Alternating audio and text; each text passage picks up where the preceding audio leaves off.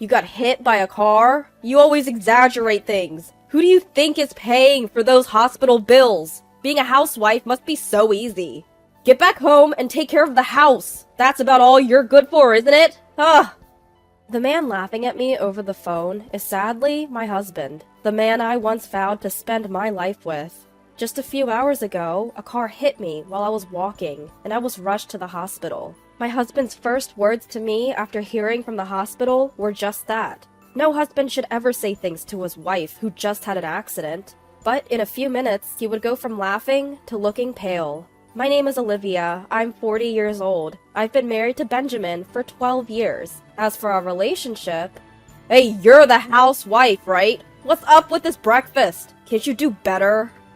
He takes his bad moods out on me, especially in the mornings. On the table are pancakes, coffee, and bacon and eggs. I didn't skimp on anything. Alright, I'll be more careful. Weren't you supposed to leave early today? After years of living together, you learn how to brush off your spouse's moods. He grumbles, but finishes his breakfast and rushes out the door. Finally, I can start my own meal. Lately, he's been increasingly arrogant. I could divorce him, but there's one reason I don't. Don't you get annoyed, Mom? I don't want to marry someone like Dad. The reason is our daughter Emily, who's sitting across from me. She's only 10, but acts much older. Sometimes we talk like friends. He has his good points. He works hard every day, and I'm grateful. But his attitude sucks. He's making fun of you. I calm my angry daughter and send her off to school. I won't lie, I've thought about divorce. This goes back to when Emily was in kindergarten and got the flu for the first time. She had a high fever and was coughing badly. My husband said, "Emily, I have an important meeting tomorrow. Don't get me sick." What? Our daughter is suffering and that's all you have to say? He retorted. Why did she get sick if she got vaccinated? Did you take her to a quack? I gave up expecting anything from him that day. There's more to this story. It's hard to prevent spreading illness at home. A few days later, I was the one with a high fever. Hey, can you take me to the hospital? I think I caught Emily's flu. I texted him because it hurt to talk. Surprisingly, he replied right away. Wow, you're really useful. Get ready for the hospital. I checked my phone to see. Can't. Call a cab. I might go to my parents' house. I clenched my phone so hard it could break. I get that he can't just leave work. If you suddenly take time off from work, other people will also be inconvenienced. Still, isn't there a kinder way to say it? I glanced sideways and saw Emily, her fever down, sleeping peacefully. I passed out, relieved that at least she was okay. How long did you sleep? When I woke up, I was in a hospital bed. Olivia, are you okay? My mom and Emily were beside me. Mom said to me as I was dazed, "You called and then Emily was screaming, 'Help, Mom!' We were so worried. Didn't you call Benjamin?" That's right. Mom came and helped me get to the hospital. Turns out I had the flu and was slightly dehydrated. I had an IV in my arm. I thanked my daughter Emily, who was back to her usual self. Emily, did you call Grandma? Thank you for helping Mom. Seeing her blush made me tear up. Just then, Benjamin burst into the room, out of breath. Olivia, are you okay? Mom must have called him. He was out of breath, probably from running. Benjamin, didn't you notice Olivia was feeling off this morning? What would have happened if Emily hadn't called? You need to pay more attention to your family. Mom was choosing her words carefully, but she was angry. I'm sorry, I didn't realize it was this bad. Don't apologize to me. Apologize to Olivia and Emily. Mom spoke gently, perhaps reassured by my husband's remorseful look. I was angry, but seeing him genuinely sorry made me forgive him. His attitude improved a bit after that, but he still belittled me sometimes. And for the past year, I've had another concern. I've started a fixed deposit account through a friend who works at a bank. The interest rate is good, so cut back on spending, okay? Like Emily's dance classes. Do we really need that? Hold on, why are you making such important decisions without me? And Emily is not quitting dance. She was shy, and it's the first thing she wanted to do on her own. I couldn't help but get emotional. Emily had said she wanted to dance like the performers we saw at an event when she was in 2nd grade. That's how we started. She's made lots of friends and become more outgoing since she started dancing, especially with Mia, who's the same age. I'm also friends with Mia's mom. Despite this, Benjamin said, "You wouldn't understand complicated financial stuff. But fine, Emily can continue her lessons. Just manage the budget." I quit my job after Emily was born, but it wasn't my choice. I used to work as an office clerk. After maternity leave, I returned to work only to get frequent calls from the childcare center because Emily was sick. I took time off each time and quickly used up all my paid time off. Can you pick up Emily sometimes? It's hard for me to take time off. I asked Benjamin for help. I thought it was strange to ask such a thing, but he joked. Me? No, guys at my work leave early for childcare. Isn't that the wife's job? I was stunned. There's no such thing as roles, okay? In my family, you're the only wife who works. Your mom stayed home, right? I want you to stay home. That's what I was told, so I quit my job. I was worried about my income, but that didn't mean I couldn't make a living. There are also good points about it. We managed financially, and I was relieved to have more time for Emily and myself. I was also happy to be able to spend more time with Emily. Of course, she also has some bad points. But Benjamin stopped helping at home and acted like he was the sole provider. I suggested going back to work now that Emily is older, but he wasn't interested. Being a housewife is a lot of work. If it were a paid job, it would be worth a lot. He doesn't appreciate me enough. Then, a life-changing event happened. Usual time, usual path. I was walking home from shopping, carrying heavy bags. I heard a car horn from behind. I turned around too late. A car was speeding toward me. My bags scattered around me. I fell on my butt in shock, and then lost consciousness. When I woke up, I was in a hospital bed. My teary-eyed daughter Emily and Mom were by my side.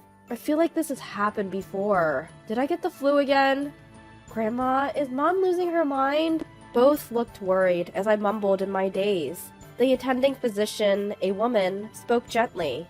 Emily, calm down. Your mom will be fine. Olivia, do you understand? You were in a car accident.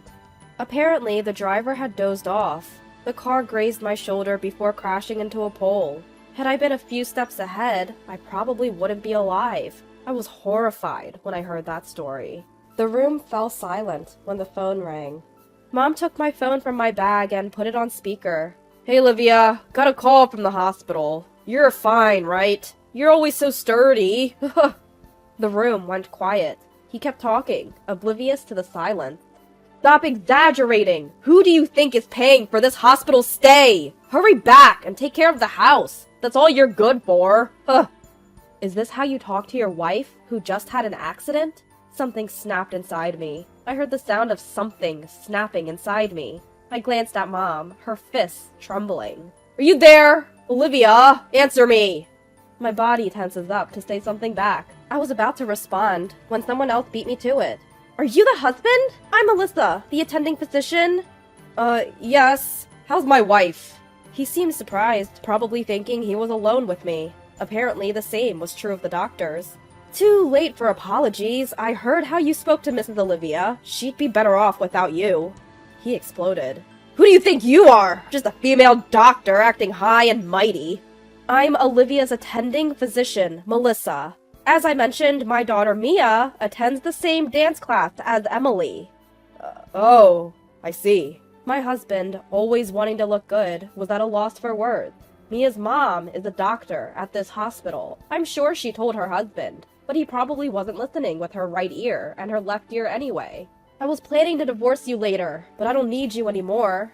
Benjamin, I'm going back to my parents' house after I'm discharged. Don't worry about Emily. Mom will take care of her. Wait, who's going to take care of the house? I felt nothing but disgust for him. Emily chimed in. Who'll take care of the house? What about you? Is there a rule that says you can't do housework? And what you said earlier was disappointing. You're an embarrassment. A pathetic husband who is told this much by his own daughter. But I think your mother-in-law and father-in-law will be inconvenienced by you barging in, right? If you find out, then think again. Mom, who had been silent, finally spoke. Hello, Benjamin. This is Olivia's mom. We don't mind at all. Don't worry about it. She spoke softly, but her eyes were anything but soft.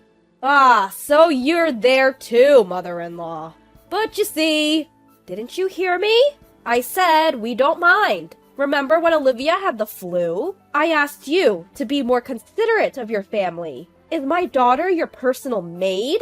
I thought I sent her off as your wife. Mom's words left my husband speechless. If you have any objections, feel free to visit us anytime. Dad and I will be waiting. He loves his daughter and granddaughter. With that, Mom hung up the phone. I was discharged a few days later with a minor shoulder injury and no head trauma. I moved back to my parents' house and we secretly moved our belongings while my husband was at work. Our home was a mess. Dirty dishes filled the sink and the laundry was untouched. I ignored it all and returned to my parents' house. A month into our separation, my husband reached out. I want to talk. I braced myself for the call from my husband. On the agreed day, he showed up at my parents' house with his own parents. As Mom welcomed them in, my father-in-law began to speak. Olivia, stop being stubborn and come home. You're married. It's your duty to support your husband. My father-in-law's outdated views were echoed by my nodding husband. Olivia's dad would agree, right? It's time to let go of your daughter.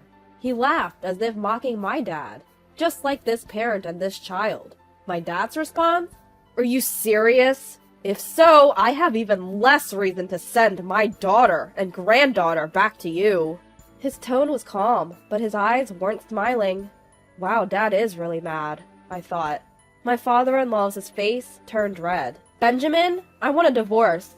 I'm tired of being let down, again and again. When was the last time you thanked me? My husband looked down. I've always tried to support you, Benjamin, but what about you? You keep saying I should be more grateful. Who's going to support me? My husband's ears turned red. Mom chimed in.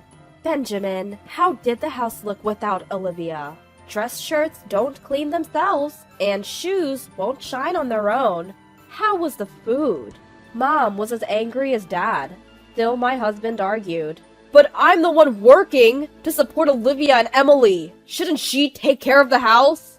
We were all stunned by his lack of remorse. He glared at me as if to say he wouldn't agree to a divorce. Do you remember blaming me for our tight budget? I was so frustrated that I started working from home. What? I've been working within his tax bracket, and it's given us some financial breathing room. If you want to act high and mighty, start earning enough to justify it. My husband sneered at me. You think this is funny? Fine, let's get a divorce. I'd be better off without a woman like you. The next moment, a sharp slap flew through the air. It wasn't from me, nor from my parents, and certainly not from my father-in-law. It was from my mother-in-law, who had been silent all along. Listening to you, Benjamin? Who do you think you are? The words you should be saying to Olivia are thank you for always supporting me. Everyone, including my husband and father-in-law, was stunned by my mother-in-law's sudden outburst. What are you talking about? She's the one who wants a divorce. I've done nothing wrong. Why don't you worry about your son instead of yourself? I'm a human being too, you know. I have my limits, and it seems like I've reached them now. What? Both men were silenced by her forcefulness. Caught off guard, my husband finally agreed to the divorce. We immediately started discussing child support and asset division, and that's when I learned something unexpected. So, how much is in that fixed deposit amount? That's part of the assets to be divided, right? My husband's face turned pale at my casual question. About that. Before he could continue, my mother-in-law shouted, Spit it out! I haven't actually set up a fixed deposit. I lied. Tears in his eyes, he confessed. I actually used it for investments. I thought I could make some extra money, but it didn't work out. That's why I've been hard on Olivia. Really? You should have talked to me. I was pretty into investing before we got married. I probably know more than you. Now I have enough to cover a down payment on a house. But don't worry, it won't be part of the asset division. My husband, who seemed to think of me as a clueless housewife, was flabbergasted. Since then, he's been consistently sending child support payments. He moved back to his parents' home, but his mother is nowhere to be found. She had endured his father's domineering behavior for years, but couldn't take it anymore after his selfish remark. I can't help but chuckle, thinking about the two men struggling in their messy home. That's what you get for underestimating women. Serves you right. Afterwards, I got a job as a medical receptionist through a friend, Mia's mom. I had also earned a medical administration certificate through a job training program, so I'm managing just fine. I love working in this cozy environment. When the divorce was finalized, my daughter Emily said, "Finally! Took you long enough! I'm fine as long as you're here, Mom." I was taken aback, but vowed to live strongly as a single mom.